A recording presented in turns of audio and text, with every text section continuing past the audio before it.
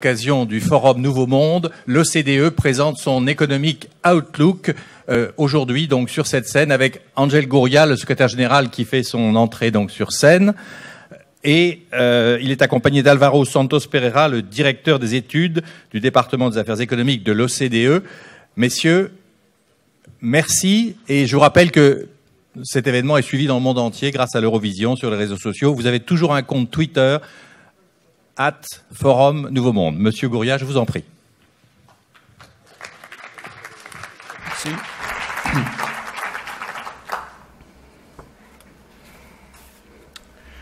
Ladies and gentlemen, Mesdames et messieurs, chers amis, chers ministres,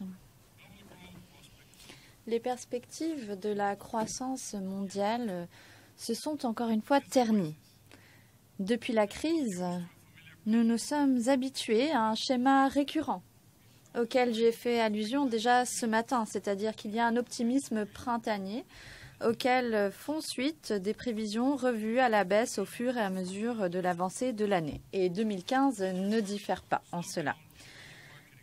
Un ralentissement marqué des économies des marchés émergents pèse sur l'activité mondiale et les échanges. En même temps, l'investissement et la croissance de la productivité timide pèsent sur le dynamisme de la reprise dans les économies avancées. C'est le double problème auquel nous faisons face.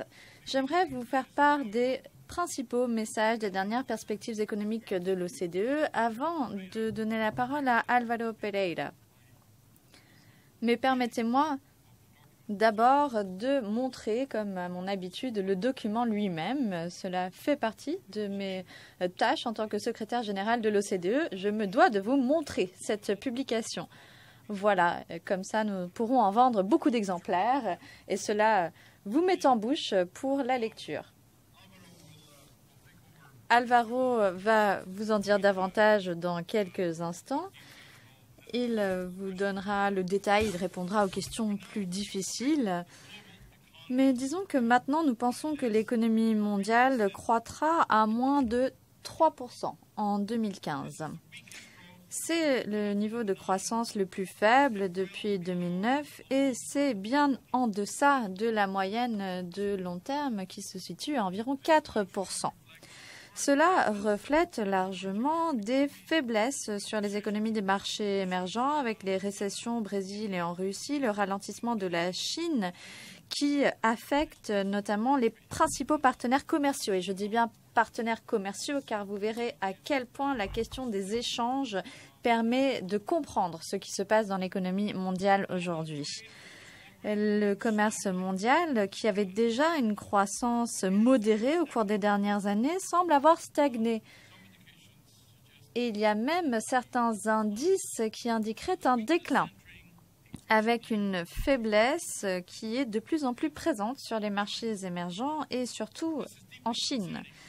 C'est une préoccupation grave parce que la croissance mondiale et le commerce vont ensemble et aussi parce que les échanges et l'investissement vont main dans la main, mais comme les échanges mondiaux et la création d'emplois, c'est-à-dire que beaucoup d'indicateurs centraux sont liés aux échanges commerciaux. La croissance des échanges mondiaux en 2015 devrait croître de seulement 2%. Et pour vous dire à quel point c'est décevant, il y a une règle tacite qui dit que la croissance devrait croître, que les échanges devraient croître 2 fois plus vite que l'économie mondiale parce que les échanges sont le moteur de cette croissance de l'économie. Donc même à un niveau faible de croissance, 3%, nous devrions avoir une croissance des échanges à 6%. Et encore, il nous faudrait une croissance de 4%, donc des échanges qui croîtraient à un niveau de 7 ou 8%. Et non, nous en sommes à 2%. Au cours des 50 dernières années, il n'y a eu que 5 autres années. Sur 50 ans, seulement 5 ans, au cours desquels il y a eu une croissance des échanges à 2% ou moins. Et toutes ces 5 années ont coïncidé avec une récession marquée de la croissance mondiale. Et c'est là que les choses se compliquent. Que s'est-il passé au cours des 50 dernières années? Eh bien, lorsque la croissance ralentit, cela indique une récession nette de l'économie. L'investissement privé reste modeste avec 3,3%, c'est plutôt atone par an pour 2015-2016 dans les économies de l'OCDE. Et le crédit reste mou dans de nombreuses économies avancées, et notamment dans la zone euro. Voilà donc un début qui s'annonce difficile. Mais à partir de ce point de départ fragile, nous pensons que la croissance mondiale va se renforcer et atteindre 3,6% d'ici 2017. Donc d'ici 2017, nous aurons déjà passé 10 ans dans cette crise. Et d'ici 2017, nous n'aurons toujours pas retrouvé le niveau de croissance mondiale que nous avions avant la crise. Encore une fois, voilà le contexte qu'il faut garder à l'esprit. Toutefois, même cette amélioration dépend de la poursuite de politiques macroéconomiques favorables, de la reprise de l'investissement, de prix des matières premières qui restent à des niveaux faibles, surtout pour les pays les plus développés, et une amélioration soutenue de la performance du marché du travail des économies avancées. Quand je dis des politiques macroéconomiques favorables, c'est sûr, il en faut. Mais nous avons déjà largement épuisé notre marge de manœuvre, notamment en termes de politique monétaire et aussi quand il s'agit de politique budgétaire. Donc aujourd'hui, ce sont des modifications structurelles qu'il faut pour pouvoir avancer. Entre aujourd'hui et 2017, le nombre de personnes au chômage dans les pays de l'OCDE va décroître. Mais en 2017, il y aura encore 39 millions de personnes au chômage dans les pays de l'OCDE. Et donc, il y aura encore 6 millions de chômeurs de plus qu'avant la crise. Donc, encore une fois, nous n'aurons toujours pas pleinement retrouvé notre état d'avant la crise. La perspective pour les économies des marchés émergents est une source marquée d'incertitude mondiale, étant donné leur contribution aux échanges mondiaux et à la croissance du PIB au cours des dernières années. C'était presque devenu un stéréotype que de dire que la croissance de la Chine rendait compte d'un tiers de la croissance mondiale ou même de la moitié de la croissance mondiale. Puis quand les pays développés ont commencé à stagner, voire à décélérer, on a dit que la croissance chinoise représentait les 2 tiers de la croissance mondiale. Et bien sûr, cela n'est plus certain avec le ralentissement des économies des marchés émergents. De nombreuses économies émergentes ont également assisté à une accumulation rapide de l'endettement des entreprises au cours des dernières années. Et il faut là différencier entre la dette publique, puisqu'il y a des pays qui ont des dettes publiques importantes qui commencent à poser problème, étant donné l'association de cette dette lourde avec des taux d'intérêt locaux très élevés, ce qui rend le calcul tout à fait impressionnant. Mais il s'agit aussi de l'accumulation de dettes privées des entreprises, mais aussi parfois des ménages. Les flux de capitaux internationaux volatiles peuvent donc rendre difficile le fait d'honorer cette dette. Et quand je parle de volatilité, ce que je veux dire, c'est que beaucoup de cette dette est détenue dans des monnaies qui ne sont pas les monnaies nationales de ces pays. Or, il y a des dévaluations, mais aussi, comme nous allons assister à la normalisation des taux d'intérêt états-uniens, cela va poser problème. Et aussi parce que dans ces pays, lorsqu'on parle de monnaie locale et de dette, il y a un taux d'intérêt extrêmement élevé. Donc, dans tous les cas de figure, cela s'annonce complexe.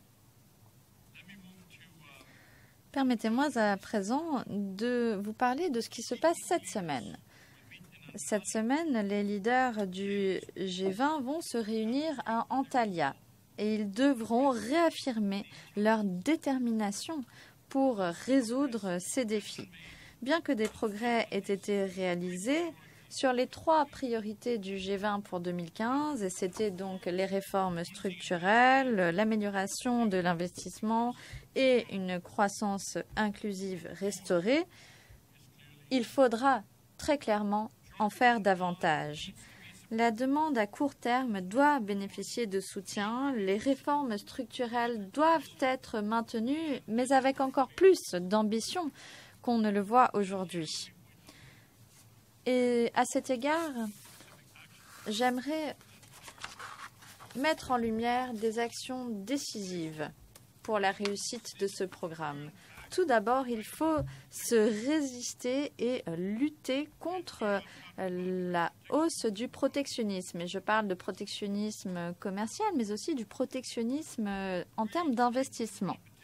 Le commerce renforce la concurrence et les échanges commerciaux renforcent aussi l'investissement.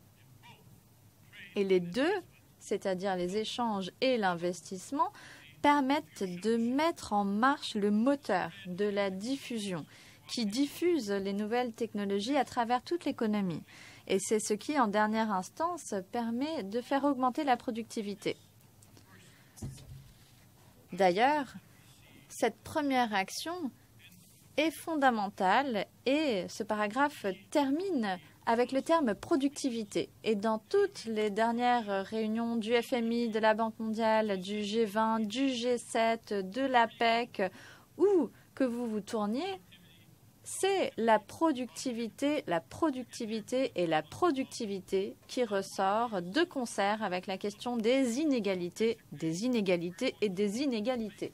C'est-à-dire que fondamentalement, notre prochaine réunion du Conseil au niveau ministériel à l'OCDE va porter sur ces deux questions, sur le défi d'avoir une productivité qui puisse prendre en charge les inégalités et trouver une façon de résoudre les inégalités sans gréver la productivité. Alors c'est un défi complexe, certes, mais c'est ce qui, nous pensons, fait défaut étant donné la complexité des problèmes auxquels aujourd'hui nous nous confrontons. Deuxièmement, il faut plus d'efforts de réformes structurelles.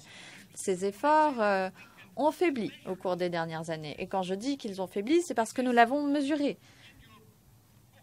Dans votre livret, vous avez des graphiques. C'est calculé grâce à un indicateur qui indique dans quelle mesure les pays sont réactifs et actifs sur les réformes. Et nous avons commencé en pleine crise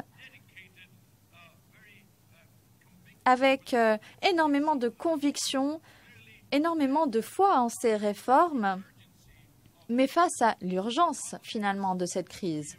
Or, il s'avère que cet effort s'est essoufflé, c'est-à-dire que la vigueur avec laquelle nous entreprenons aujourd'hui ces réformes est bien inférieure à ce qu'il nous faudrait. Et ce n'est pas étonnant. Nous avons les résultats auxquels nous pouvons nous attendre avec ce niveau d'implication. Donc il faut très clairement monter en gamme dans cet effort de réforme. Et là, je parle de toute la gamme de réformes structurelles.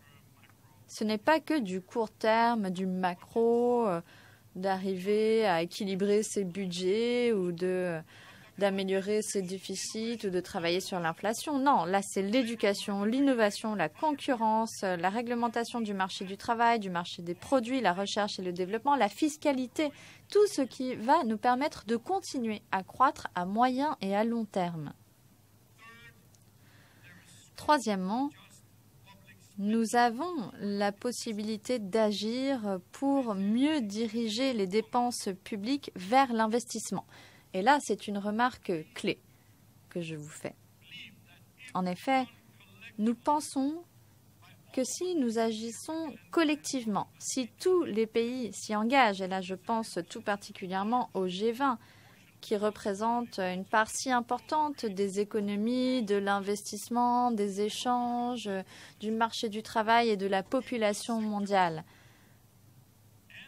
Si les secteurs et les projets sont bien choisis, s'ils ont des effets multiplicateurs importants, Et si nous arrivons à les combiner avec des réformes structurelles d'envergure, alors c'est dur certes, mais c'est possible, mais le résultat, c'est qu'un investissement public renforcé pourra stimuler la croissance et ce sera un multiplicateur des montants dépensés ou mobilisés. Et nous aurons donc l'occasion de relancer la croissance, l'emploi, mais aussi de ne pas accroître le fardeau de la dette. Même si au niveau nominal, il y a une hausse, le dénominateur, donc le PIB, croîtra plus vite. Donc encore une fois, c'est une question de contexte, du fait que tous s'y consacrent et qu'on prennent des mesures structurelles sérieuses. À Brisbane, il y avait un engagement qui consistait à rechercher les 2% de plus en ayant 1000 mesures d'action publique des 25 pays membres du G20. Il fallait ensuite calculer là où on en était à partir de là. Ce qu'il fallait, ce n'était pas accumuler 2% de plus de croissance d'ici 2018. Il fallait au contraire avoir le plus de réformes structurelles possibles, réalisées de manière collective, dans le même temps et de manière concertée et de manière volontariste. Avec le FMI, l'OCDE a reçu le mandat de réaliser le suivi constant dans ses progrès. Pour l'instant, ce n'est pas si glorieux. Nous avons réalisé un tiers du chemin. Nous avons mis en œuvre environ un tiers des engagements, mais il reste encore beaucoup à faire. Et donc, cette question des réformes structurelles et de l'action collective, finalement, indique que nous avons déjà ce dont nous avons besoin à portée de main. Nous avons les structures, nous avons même les institutions qui ont été désignées pour réaliser le suivi de ces progrès. Or, cela ne se produit pas de manière assez rapide ni de manière assez approfondie. Ces perspectives économiques comportent également un chapitre spécifiquement consacré au changement climatique. Et comment non, puisque c'est en prévision de la réunion de la COP 21 ici à Paris et que le changement climatique est essentiel si nous voulons une croissance économique durable et saine. Nous allons rentrer en conflit ouvert avec la nature et il nous faut dévier de ce choc. La fragilité de la reprise économique ne peut être une excuse pour l'inaction politique. En réalité, il y a toute une série de politiques gagnant-gagnant qui peuvent soutenir l'investissement favorable au climat et encourager la croissance mondiale et les échanges. Enfin, chers amis, quelques mots sur l'Europe. L'Europe est aujourd'hui confrontée au flux de réfugiés entrant le plus important depuis la Deuxième Guerre mondiale. Il y a un encadré dans les perspectives et dans le document qui vous a été distribué. Et nous avons également une note que nous allons publier jeudi prochain qui comporte un diagnostic et des analyses plus poussées sur cette question. Mais nous avons récemment publié la 39e édition annuelle de nos perspectives internationales des migrations. L'OCDE s'intéresse aux migrations depuis 1963. Presque tout de suite après sa création. Nous en parlons déjà depuis 50 ans. Nous avons des publications qui remontent à 39 ans pour tous les ans. Et avec la Commission européenne, nous venons de publier un ouvrage volumineux qui est un inventaire d'indicateurs qui vont nous permettre de mesurer la qualité de l'intégration des migrants. Mais nous ne savions pas à quel point cela allait s'avérer essentiel seulement quelques semaines après la publication, parce que aujourd'hui, nous disposons d'un GPS pour avancer. Après cette question des flux, quand on n'en parlera plus dans les médias, quand cela passera aux pages des revues de recherche ou aux notes de bas de page sur les écrans de télévision, lorsque ce sera passé aux oubliettes de l'opinion publique, ce sera encore une question pour les 5, 10, 15 années à venir. Pour toute une génération, il sera question d'intégration. Et ce que nous voulons dire, et nous l'avons dit aux leaders européens, c'est que vous pouvez compter sur l'OCDE. Nous y travaillons depuis déjà 50 ans, presque. Nous nous sommes spécialisés sur cette question. Nous avons une équipe totalement consacrée à cette question, et pas seulement depuis la crise, depuis déjà 40 ans. Et cette équipe, il y a quelques années, avait conclu que les migrations de travail étaient une contribution budgétaire positive en termes nets, même si aujourd'hui les chiffres débordent les systèmes et poussent les pays à beaucoup dépenser pour résoudre l'immédiateté de ces arrivées massives. Si on regarde le moyen et le long terme, donc à l'issue du processus d'intégration, avec le vieillissement de nos sociétés, avec l'asymétrie de compétences, le décalage entre ce dont a besoin le marché et les formations des personnes, cela sera une contribution positive nette pour nos économies et nos sociétés. Mais pour cela, il faut du temps. Il faut affronter les questions avec le courage et toute la sagesse que nous avons accumulée au fil des années. Merci beaucoup. Je vais maintenant donner la parole à Álvaro Pereira qui va vous donner tout le détail de ses perspectives économiques. Merci.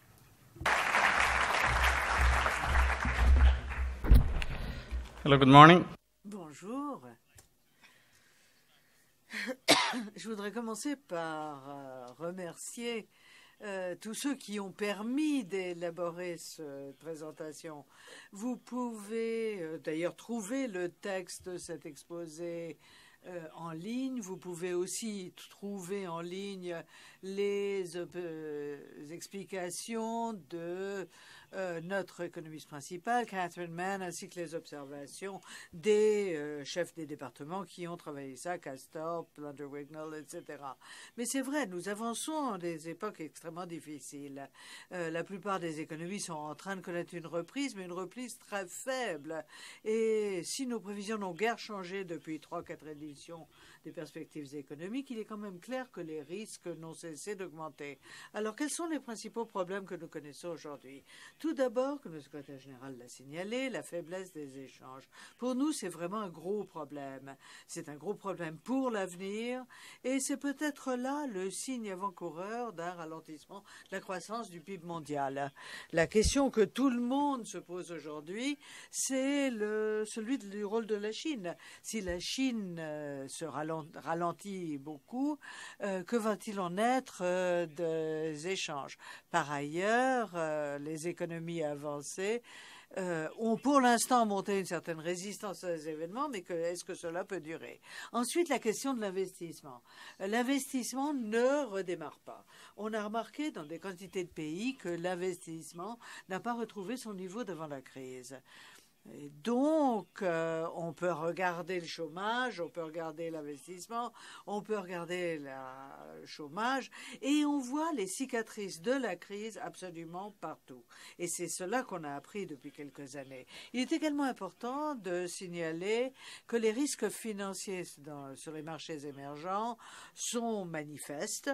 Alors, ce qui va se passer dans les quelques mois, quelques années à venir sur ces marchés-là va être d'une grande importance pour nous tous.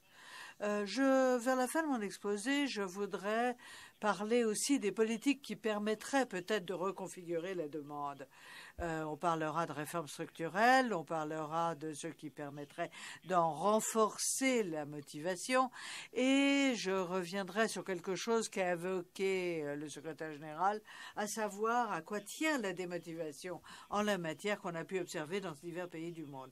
Et on va parler aussi de la nécessité de relancer les programmes d'investissement dans diverses régions, comme on essaye de le faire en Europe, pour relancer la croissance. Alors, si vous voulez vous pencher sur ce graphique, vous voyez la ligne verte, ce sont les pays hors OCDE, rouge, c'est le monde, le bleu, ce sont les pays membres de l'organisation. Et vous voyez que cette année, il y a un tassement de la courbe de la croissance du PIB. Mais la faute à tout cela, ce sont essentiellement les échanges, on l'a vu. Nous avons des prévisions qui correspondent à une cinquantaine de pays différents dans nos perspectives de l'économie. Là, vous avez les économies principales. Pour les échanges, on est passé, on a révisé nos prévisions à la baisse. Comme vous voyez, on pense que maintenant la croissance du PIB mondial va être de 2,9% avec une remontée à 3,3% l'année prochaine. Si vous regardez les États-Unis connaissent une croissance relativement solide, 2,4%, 2,5% l'année prochaine. La zone euro commence de renouer avec la croissance de manière tout sauf spectaculaire. Mais si vous réfléchissez à ce qu'étaient les chiffres pour l'Europe l'année dernière et l'année d'avant, bon, l'Europe va mieux, même si la croissance, comme je le disais, n'y est pas spectaculaire. C'est plus solide en tout cas, et c'est mieux. Au Japon, les résultats continuent d'être alternés. Il y a des années de croissance qui redémarrent et ensuite ça se retasse, tonique, ensuite absence de dynamisme. Alors effectivement, il y a eu une question d'augmentation des impôts au nom de l'assainissement des finances publiques, mais on table sur du 0,5%. Bon, la Chine, tout le monde se demande si l'atterrissage va être en douceur ou au contraire assez violent. Bon, il faut quand même remettre les choses dans leur contexte. Pendant des années, la Chine a connu une croissance à des taux spectaculaires.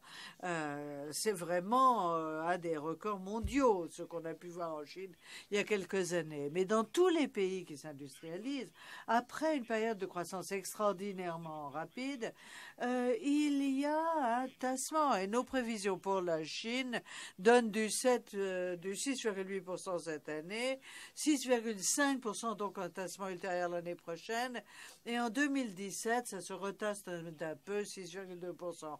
Pour l'instant, même si les risques se sont accrus, on continue de tabler sur un atterrissage en douceur pour la Chine. L'Inde fait partie des étoiles montantes du monde émergent.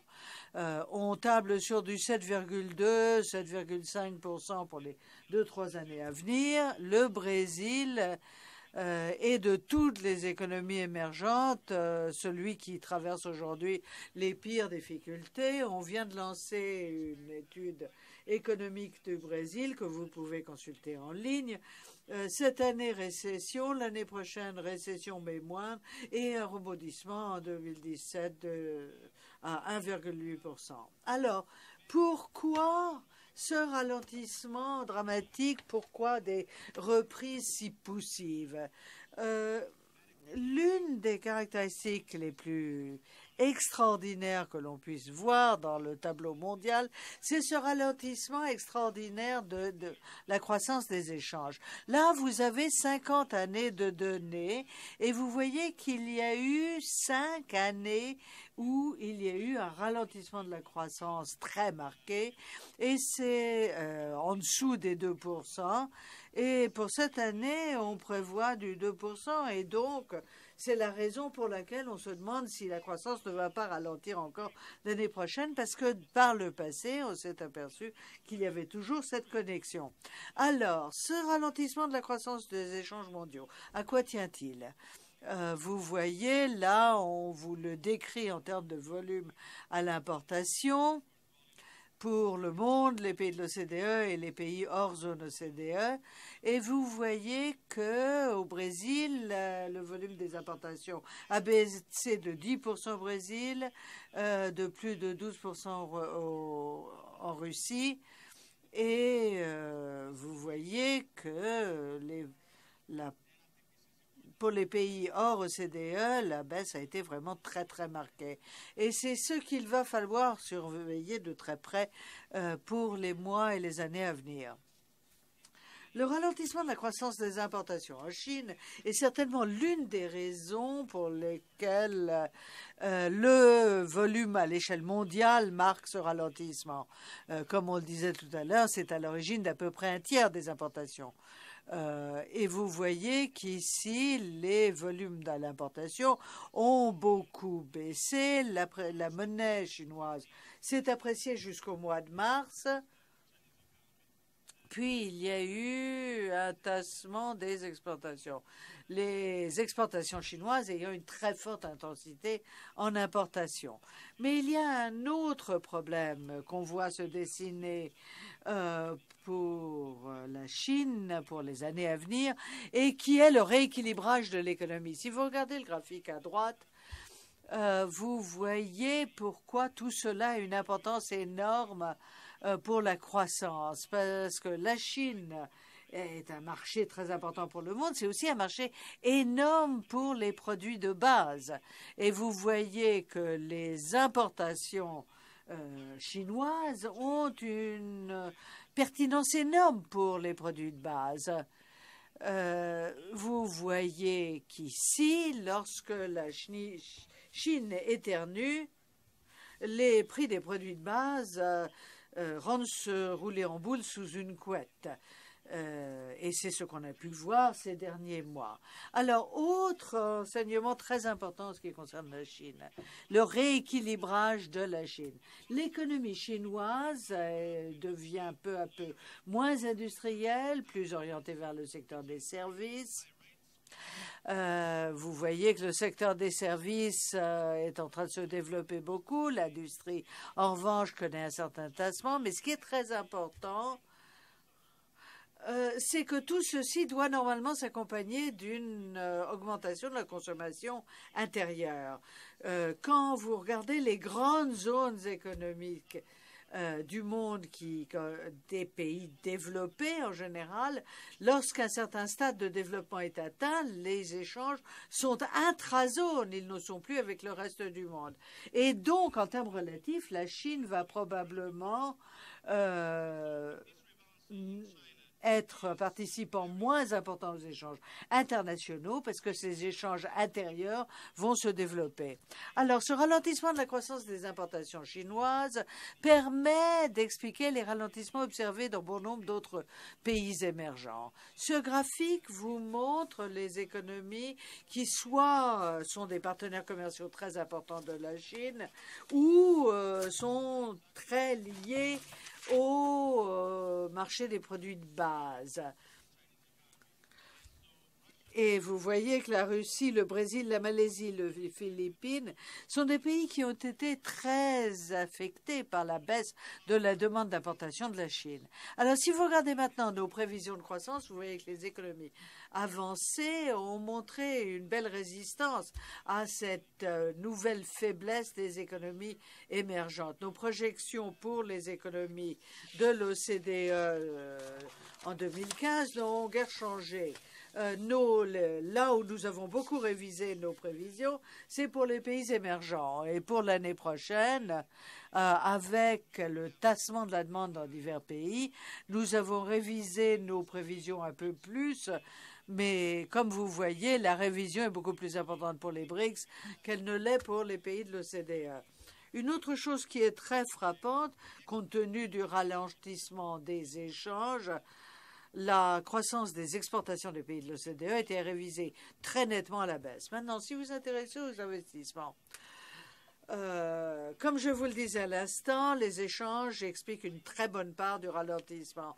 Mais alors, pourquoi l'investissement n'a-t-il pas connu un rebond plus important? Là, vous avez l'investissement en termes effectifs pour la zone de l'OCDE prise dans son ensemble et pour le monde. Si vous regardez ce qui s'est passé depuis 2008, depuis le démarrage de la crise, vous voyez qu'avec en un premier temps, sur les marchés émergents, les investissements étaient assez importants. C'était dû au premier mouvement des prix du pétrole et des produits de base. Et dans certains pays, vous voyez aux États-Unis en particulier, l'investissement s'est beaucoup redressé, a dépassé son niveau d'avant la crise. Au Japon, il y a eu vraiment une très grande volatilité des chiffres, c'est remonté, c'est redescendu. Mais ce qui est très frappant, c'est la zone euro. Parce que le rebond de l'investissement a commencé de se dessiner à l'horizon l'année dernière. On pense que ça va se renforcer l'année prochaine et l'année d'après. Mais c'est là la clé d'une véritable reprise en Europe qui pourrait entamer les chiffres du chômage. Alors maintenant, comme le secrétaire général l'a évoqué dans son exposé, il y a aussi tout l'aspect financier et dette. Nous pensons que les pays émergents sont beaucoup moins endettés qu'ils ne l'étaient il y a 15 ans ou plus, et donc sont en train d'ailleurs de prendre des mesures dès à présent. Mais malgré tout, ils sont plus vulnérables face à l'endettement très important que l'on voit un peu partout. Alors maintenant, les tensions sur les marchés du travail. Vous avez taux de chômage à gauche. C'est après la crise, les taux ont commencé à baisser beaucoup. En Europe, on pense qu'après avoir connu un pic en 2013, les taux ont commencé à baisser et ils devraient continuer de baisser au cours des 2 années à venir. Mais la question clé qui se pose, c'est de savoir si, une fois cette baisse avérée, va-t-il y avoir une augmentation des salaires en Europe, aux États-Unis, au Japon, avec la Benomix, on essaye de repousser les salaires à la hausse dans la zone euro, en Allemagne tout particulièrement, mais dans d'autres pays également, on table sur une petite croissance des salaires. Mais tout dépend du tour que prendra l'économie dans son ensemble. Mais c'est vrai que les tensions apparaissant sur les marchés du travail, ça devrait se produire. Bon, et là, vous avez vraiment un graphique clé.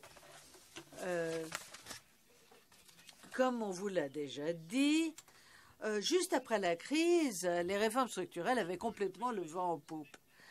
On voulait intervenir, sur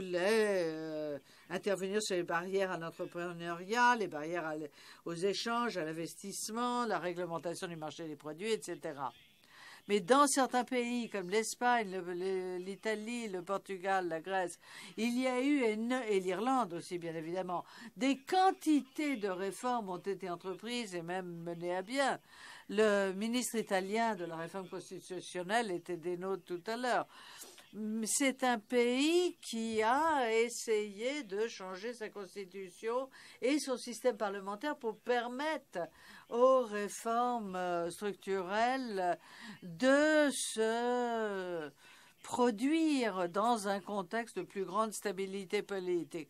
Donc, la réforme structurelle, ce n'est pas simplement destiné à améliorer le marché du travail et le marché du produit, mais pour améliorer la stabilité politique et permettre à la réforme de suivre son cours. Ça, c'est une vraie leçon que nous pouvons apprendre de l'expérience de l'Italie. Alors maintenant, si vous regardez ce qu'il en est pour la politique monétaire, l'aide de la politique monétaire est nécessaire pour que soient atteints les objectifs en matière d'inflation dans la zone OCDE. Nous ne pensons pas que la politique monétaire ait lieu d'être autre chose qu'accommodante dans les quelques années à venir, parce que l'inflation sous-jacente ne va pas atteindre sa cible, les objectifs fixés par les banques centrales dans les 2 années à venir.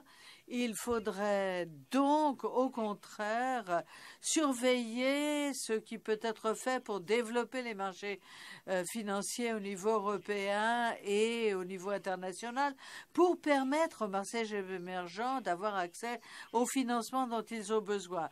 En d'autres termes, les choses sont améliorées en Europe surtout. Mais il est quand même très frappant de voir la différence qu'il y a entre le canal du crédit aux États-Unis et ce qui se passe en Europe. Il faut vraiment améliorer le canal du crédit en Europe et bien évidemment promouvoir la réaffectation des ressources, notamment au Japon. L'Abenomics a certainement permis d'améliorer la gouvernance des entreprises. Elle s'efforce d'améliorer le taux de participation des femmes et d'améliorer la productivité du travail, mais là, il y a beaucoup à faire encore. Pour l'avenir, nous pensons que l'action collective en matière d'investissement public va s'avérer indispensable. Une bonne partie des travaux que nous avons consacré à la théorie de la déréglementation dans l'énergie, dans les transports, est admirable, mais maintenant il faut passer à la pratique. Si on veut exporter d'Espagne vers l'Allemagne et qu'on veut que les acheminements se fassent par voie ferroviaire, il faut passer par tant de marchés nationaux que seul l'investissement collectif permettra d'avoir des transports plus efficaces. Il nous faut cette action collective pour permettre de libérer l'investissement. Donc, augmenter l'investissement public, c'est indispensable. Donc, réforme structurelle, politique monétaire qui reste accommodante et des politiques budgétaires, surtout en matière d'investissement public, qui permettent d'appuyer les réformes structurelles. Alors, très manifestement, à l'avenir, une grosse question pour nous tous sera le changement climatique, non seulement cette année, mais dans les années à venir. Il faut être beaucoup plus ambitieux que nous ne l'avons été jusqu'ici. Nous ne pensons pas que faire face au changement climatique va nuire à la croissance. Au contraire, investir dans la R&D, investir dans de nouvelles technologies va permettre de relever la productivité. Et donc, dans le court terme comme dans le long terme, c'est là une clé qui nous permettra de sortir de la situation actuelle. Là aussi, une action collective s'impose et les économies avancées ont perdu de la motivation en bonne partie parce que les incitations étaient trop importantes. Il y avait trop de subventions pour les renouvelables pour que l'économie puisse vraiment les absorber et pour que cela puisse vraiment durablement affecter les prix de l'électricité. Donc, il faut plus de renouvelables dans le mix énergétique, mais il faut vraiment accompagner le mouvement. Et on a tout un chapitre dans les perspectives de cette année sur la question. Alors, pour résumer, en dépit des faiblesses récentes, nous pensons que les échanges et le PIB vont quand même croître à un rythme légèrement plus fort en 2016-2017. Mais il y a des mises en garde, parce que si vous regardez nos prévisions pour les divers pays, on a vu les taux de croissance se redresser un tout petit peu, mais notre scénario central signale quand même que les risques sont de plus en plus importants.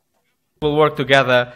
Mais nos prévisions indiquent que les pays ensemble peuvent résoudre ce puzzle de l'investissement et de la productivité. La croissance des salaires est aussi essentielle pour stimuler la consommation dans nombre de pays. Les efforts structurels sont indispensables pour soutenir les politiques budgétaires et monétaires. Donc, souvenez-vous, 3 grands axes pour l'action, le niveau budgétaire, monétaire et structurel avec des synergies entre ces 3 axes et les dépenses d'infrastructures, y compris pour l'atténuation face au changement climatique qui peut, au court et au long terme, nous aider. Merci beaucoup. Merci beaucoup pour cette présentation à la fois passionnante et un petit peu préoccupante, Monsieur Pereira et Monsieur Gurria. Nous avons temps pour une question pour le secrétaire général de la salle ou bien des journalistes ici présents. Le premier qui aura levé la main pourra intervenir. Je passe le micro à Stéphane Di Basio, qui est le responsable du service de presse de l'OCDE. Alors, on donne la priorité à des journalistes. Je crois qu'il y a une question derrière. Merci. Merci. Axel Krause de Transatlantic Magazine. Je travaille au magazine Transatlantique à Washington. Déçu de voir que dans l'analyse que vous faites sur World Trade, I'll continue in English since that seems to be. Je vais poursuivre en anglais puisque cela semble être la langue dominante de la journée. Vous n'avez consacré que 2 phrases à ce que certains, comme le président Obama et le président Barroso, il y a 2 ans, avaient dit qui était l'accord commercial le plus important pour l'investissement. Et c'est le TTIP dont je parle, le partenariat de commerce et d'investissement transatlantique. Pourquoi est-ce que l'OCDE et votre rapport ont apparemment décidé de simplement ignorer cette question? Vous dites que cela pourrait stimuler la croissance. Mais il y a eu des affirmations très sérieuses lors de son lancement qui disaient que cela allait créer des centaines de milliers de nouveaux emplois, que ça allait dynamiser la croissance européenne et états-unienne. Les négociations sont aujourd'hui en cours. Pourquoi avoir laissé de côté la question de la validité de ces affirmations et de leur impact éventuel sur les échanges et l'investissement? Nous sommes de fervents défenseurs du TTIP et de l'intégration dans le cadre de l'Alliance Pacifique avec du côté Pacifique latino-américain un bon nombre de pays. Et nous avons développé des indicateurs qui vont permettre de suivre et de mesurer notre réussite dans la mise en œuvre de l'accord de facilitation des échanges qui a été adopté à l'OMC. Nous avons, nous aussi, réussi à chiffrer les aides pour les échanges commerciaux, Aid for Trade, et nous rendons compte 2 fois par an au G20 de manière conjointe avec l'OMC sur toutes les mesures protectionnistes qui s'accumulent et qui, avant, n'étaient surtout que des déclarations, mais sont aujourd'hui passées à l'action, que ce soit pour les échanges et les protections. Nous y allons coup par coup, pays par pays, et nous sommes en pleine promotion de l'échange commercial et de l'ouverture commerciale. C'est l'une de nos raisons d'être depuis la fondation de l'OCDE. Donc, toute impression que vous ayez d'un engagement qui serait moindre que ceux des autres vis-à-vis du libre commerce dépend peut-être d'un défaut de transmission de notre enthousiasme et de notre motivation, mais c'est faux. Tout d'abord, il faut aussi savoir que le TTIP n'a pas encore été acté. Il vient à peine d'être finalisé, et ce, jeudi dernier seulement. La Nouvelle-Zélande a publié 3000 pages de texte. Nous sommes très occupés à les éplucher aujourd'hui et dans les jours et les semaines à venir, nous aurons un moment d'échange avec tous nos ambassadeurs et tous nos analystes des différentes directions de l'organisation à ce sujet. Et nous-mêmes, nous avions quantifié certains des avantages qui pouvaient être induits par ces accords régionaux globaux à défaut, disons, d'une grande initiative type Doha qui ne semble plus être, disons, à l'ordre du jour, même si à Nairobi, il y aura des efforts en ce sens après la COP21 et d'ici la fin de l'année. Donc, en tout état de cause, nous nous y intéressons, nous nous en réjouissons. Si on ne peut pas avoir de négociations commerciales réussies au niveau mondial, alors il convient d'avoir ces morceaux régionaux vastes.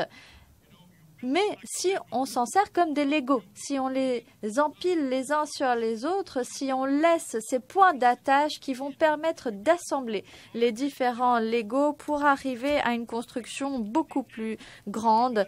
Parce qu'en fin de compte, si vous avez le TTIP, si vous avez le TPP, vous avez l'ALENA et tous ces accords régionaux, alors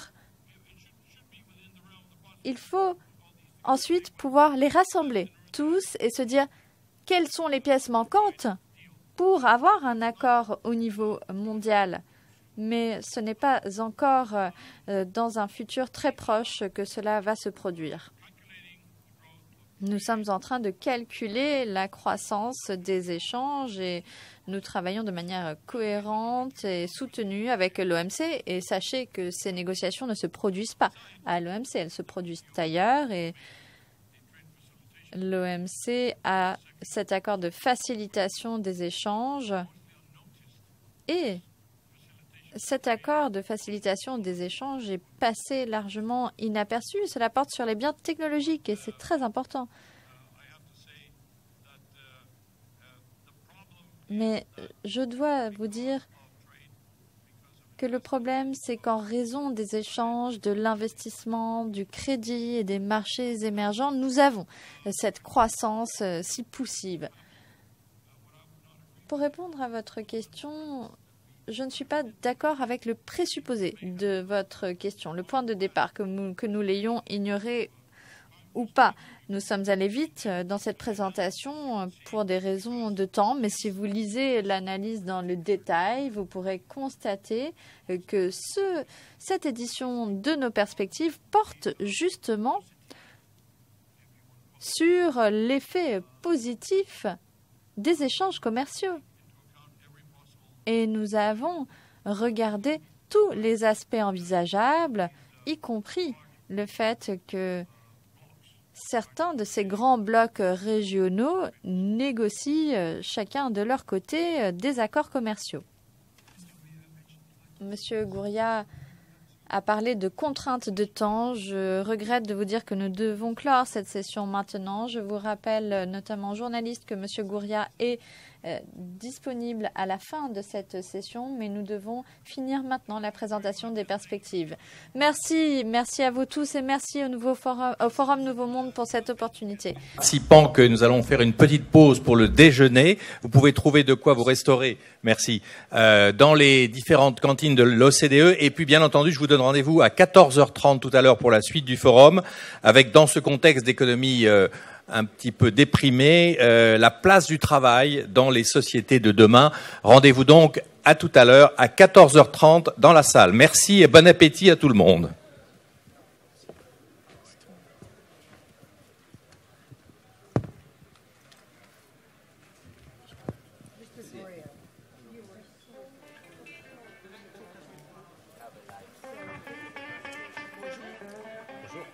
Ça va? Peut-être vous avez entendu parler que j'ai lancé déjà